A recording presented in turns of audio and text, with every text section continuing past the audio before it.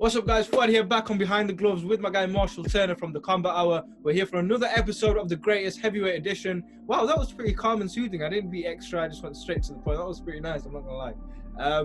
Before I hand it over to you, Marshall, for the introduction for these fighters, we now officially have the greatest championship belt. This will be awarded to the winner of the greatest championship. Look at that, we're going all out. They're gonna be hand like that. Look at that. That is class. So if you want to win this luxurious belt, you're gonna have to get through me and Marshall's breakdowns of these fighters. So let's see who the two competitors are today. Marshall, who we got? I just got one question about the belt. Is that undisputed? Yeah. So on this show, we do not have any other sanctioning bodies. This is sanctioned by Fuad and Marshall. That's it. There's only one belt. It doesn't matter about the WBC, WBA, WBO, IBF. They're cool belts for the pro real fighting, okay? But here on the greatest episode, we only have one championship belt, and right. This will be awarded to the winner. My man. All right, so we have Riddick, Big Daddy Bowe, with a record of 43-1, 33 knockouts, standing at 6'5", weighing in about 240 pounds. And then in the other corner, Iron Mike Tyson with a record of 50-6, 44 knockouts, standing at 5'10", usually at about 220. Awesome fight. We've got a solid fight here. Very interesting styles from both as well. Mike Tyson known for his bob and weave coming in style. Riddick Bowe, hard puncher. But Riddick really, looking back on his fights, he was a hard hitter, but he had a weird... He reminded me a little bit of the old George Foreman, the way he used to fight. You know, not exactly, but in some sense, he was very flat-footed and used to come forward with them punches.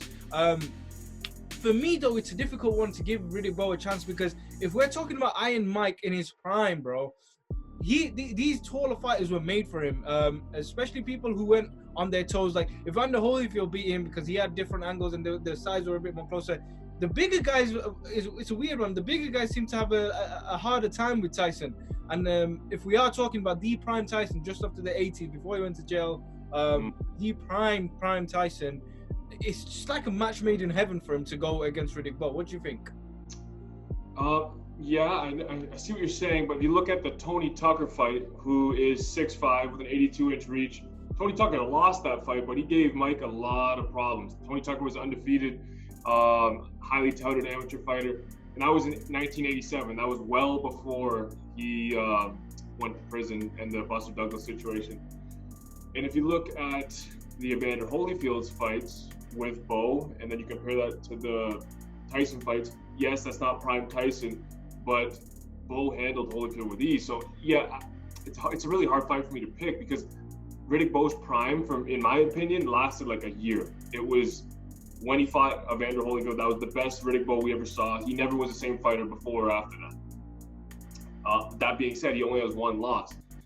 He really should have a few others. Andrew Galata got himself disqualified a few times against them and was winning those fights. But point is, he only has one loss. The Riddick Bowe that showed up to fight Evander Holyfield that first time gives Tyson all kinds of trouble. Like, that is, he uses his jab well. He fights on the inside, doesn't matter where it goes. He was landing body shots on Evander in that fight. I still think I edge Mike because the thing about Mike is we have a better body of work over time. He was better for longer, if that makes sense. So his prime lasted longer, so you've got to give him the edge for consistency. So I do think Iron Mike would edge a tough fight. I would even say he would drop him. Yeah, I think the speed is the factor here. You're right in terms of he can give Mike trouble, and that's all due respect to Riddick Bowe and the skill set that he had. But you're talking about prime Mike. It's the mixture that he had that was so unique. The guy was small. He had this incredible defensive coming in. He had the speed of the way he came in, not just the technique of it and coming out with every shot and doing everything correctly, but the speed of it was just blinding. People couldn't catch him. So yes, it would be a tough fight because he'd have to have a few rounds to figure him out, because I reckon he'd take a shot and be like, oh, okay, I'm going to have a fight here to figure out. So I feel like with that being said, it'll take time for Tyson to figure Riddick Bowe out. But Riddick Bowe, again, he had that skill set, but for me, he was just a bit too flat-footed to beat Mike Tyson, in my opinion. Yeah, but again, depends if we're talking prime. So anything prior to jail Tyson, I think for sure beats Riddick Bowe. But if we're talking over like a little after that, yeah, different story. But before prison, definitely Mike Tyson would drop him, might even finish him. Yeah.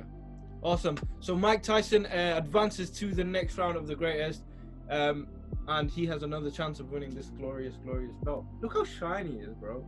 I'm blinded with this. Look at that. It's brilliant.